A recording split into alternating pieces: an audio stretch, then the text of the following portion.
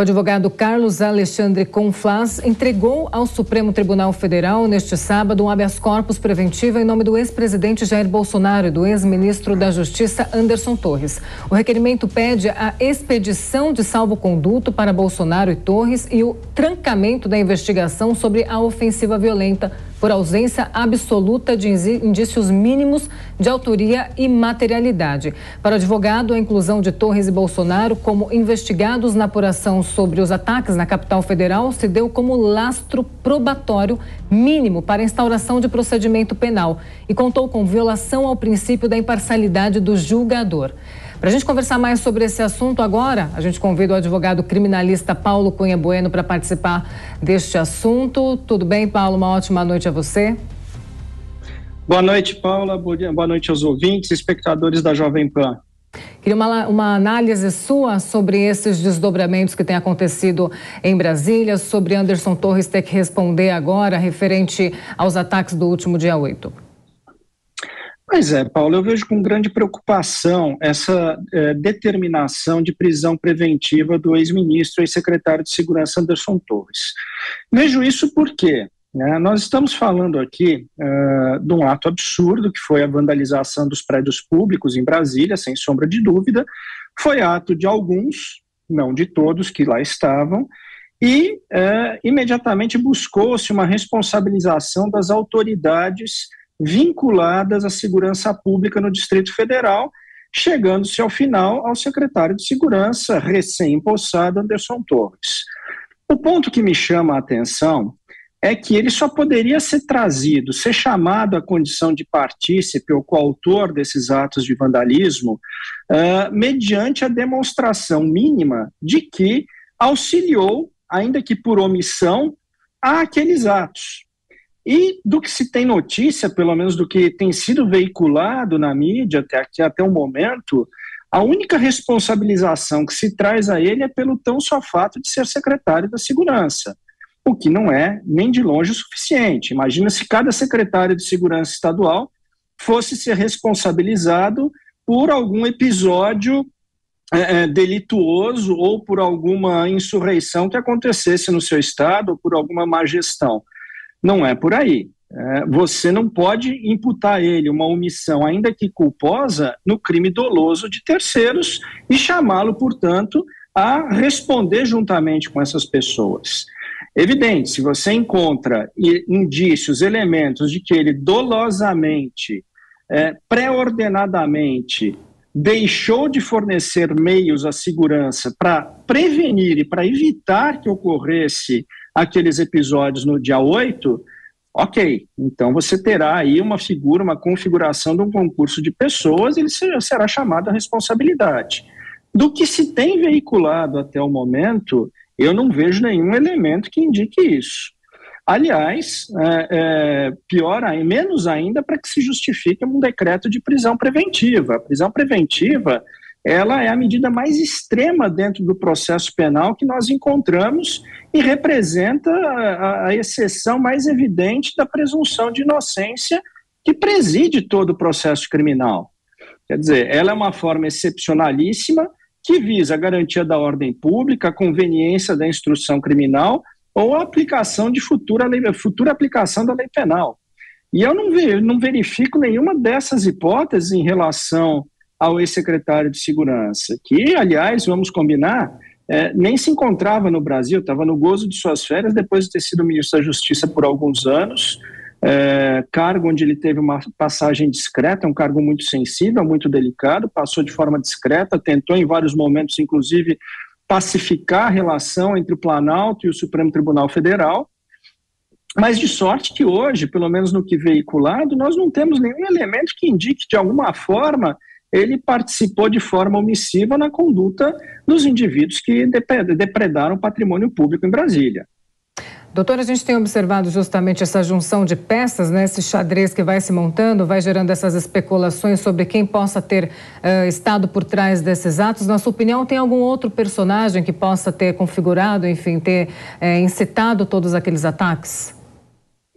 Olha, eu acho que esse fato ele está trazendo ao poder público uma situação muito sui generis, muito insólita, em termos de investigação, porque o Brasil ele tem um histórico, tem um track record de manifestações, de protestos pacíficos.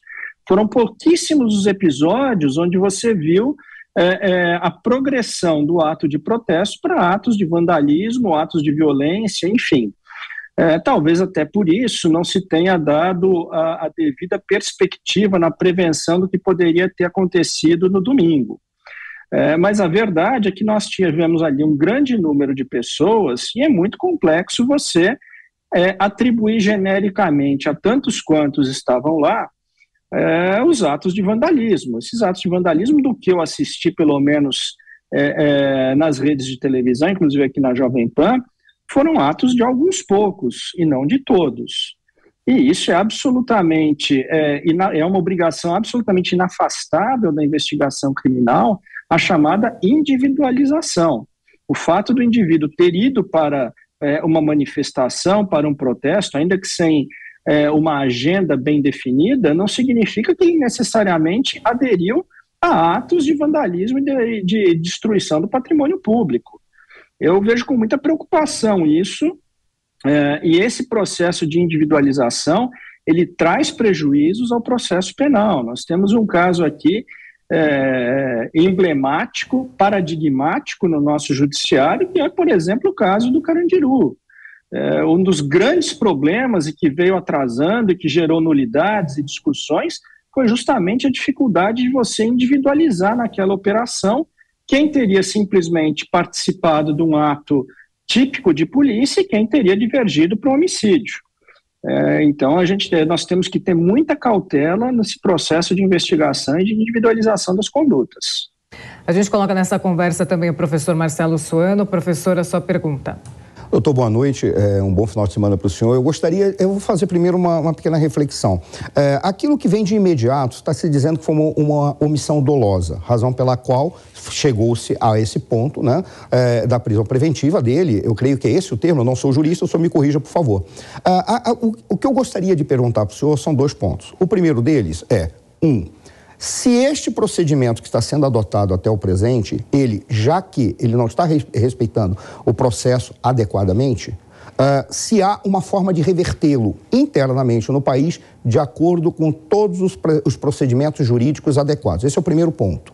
Se há como, ou se apenas por medidas internacionais, porque acabaria mostrando que não seria adequado dentro do Estado Democrático de Direito procedimentos que estariam nessa condição. Botariam uma personalidade, que como ex-secretário, ou secretário que chegou e foi preso.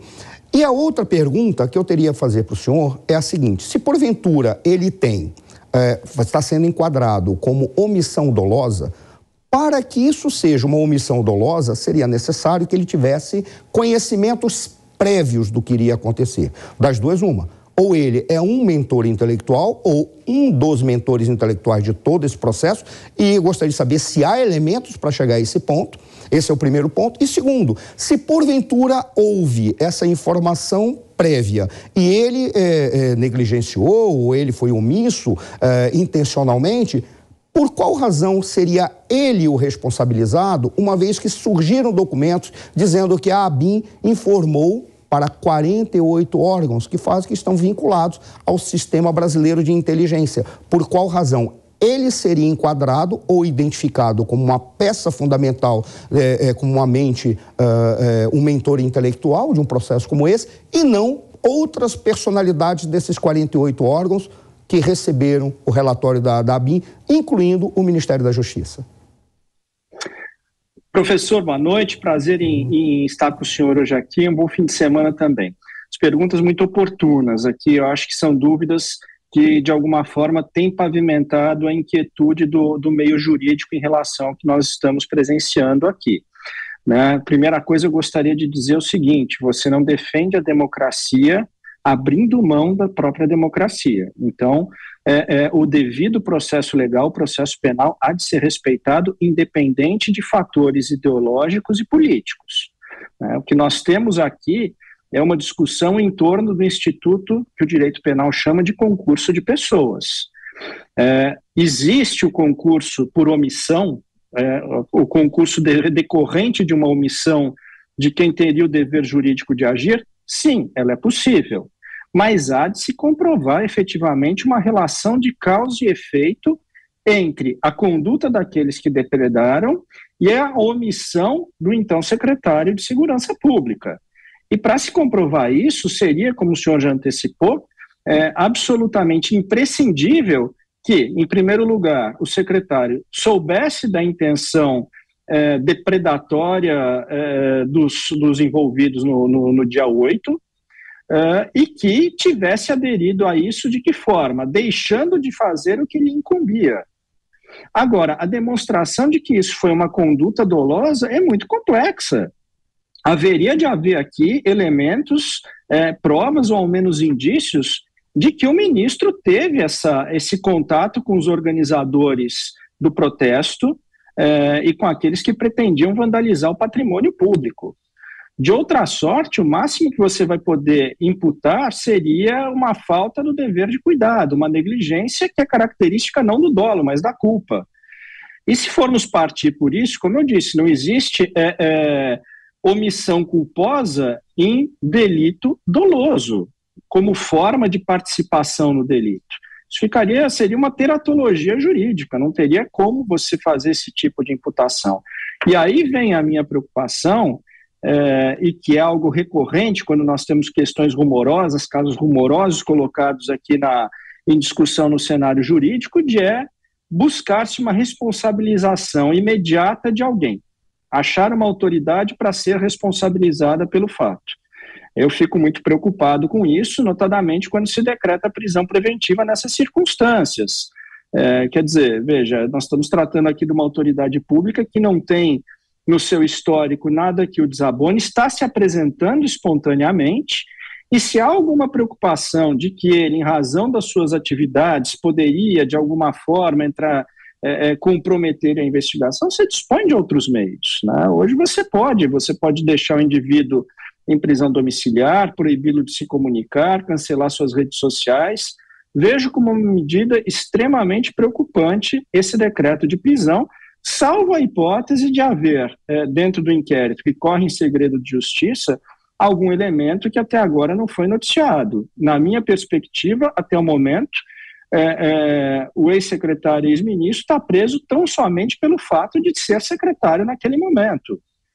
E vejam, se a gente levar essa política, adotar essa política daqui em diante, então, quer dizer, qualquer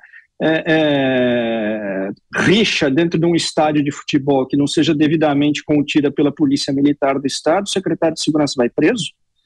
Não, isso com certeza aqui está se prejudicando o devido processo legal em nome de um caso extremamente rumoroso, grave efetivamente, é bom que se diga, ninguém aqui está defendendo vandalização de prédio público, mas a gente não pode, em hipótese nenhuma, prescindir do processo penal. Doutor, caso Anderson Torres seja realmente efetivada essa prisão dele, para onde ele iria nos próximos dias? Enfim, será que ele realmente ficaria preso? Para onde caminharia aí os próximos passos? E também quais os crimes que ele pode responder aí? Olha, aqui tem uma situação extrema processual delicada, tá? Quando você tem um indivíduo preso preventivamente, a lei determina que o inquérito, a investigação, ela seja concluída no prazo máximo de 10 dias. Em se tratando de crimes federais, seria em 15 dias. Por que isso? O indivíduo preso ele não pode ficar preso eternamente sem estar sendo formalmente acusado, sem estar respondendo a um processo criminal. Transitoriamente se admite no curso da investigação que ele fique preso, mas essa investigação ela tem que ser concluída em regime de urgência. E daí o Código de Processo Penal estabelecer que em 10 dias a investigação tem que ser concluída e remetida ao Ministério Público para que ofereça a ação penal ou não. O ponto é esse, quer dizer, dentro de 10 dias, o Supremo Tribunal Federal deverá encaminhar isso ao Ministério Público, para que ofereça a denúncia ou determine o arquivamento. O ponto será, a competência para apreciar esse fato, tendo em vista que era um secretário de Estado, ao meu sentir, seria o Tribunal de Justiça do Distrito Federal. E aí nós teremos provavelmente, terá que ser formalizada uma acusação dele como na condição de partícipe dos atos de vandalismo que aconteceram no dia 8 de janeiro. Eu verifico ali algumas possibilidades jurídicas. Você teria aqueles crimes contra o Estado Democrático de Direito. Acho que haveria algumas falhas em relação a esse tipo de imputação, mas inequivocamente você tem o crime de dano ao patrimônio público, esse indiscutivelmente. Agora, efetivamente, uma denúncia para uma ação penal para ser oferecida deverá minimamente estabelecer uma conexão entre a conduta do ex-ministro, do ex-secretário de Segurança, com a conduta dos vândalos. Doutor, ok. Nós conversamos com o advogado criminalista Paulo Cunha Bueno. Muito obrigado. A gente deve continuar acompanhando esses desdobramentos, doutor. Muito obrigado, Paula. Muito obrigado aos ouvintes da Jovem Pan.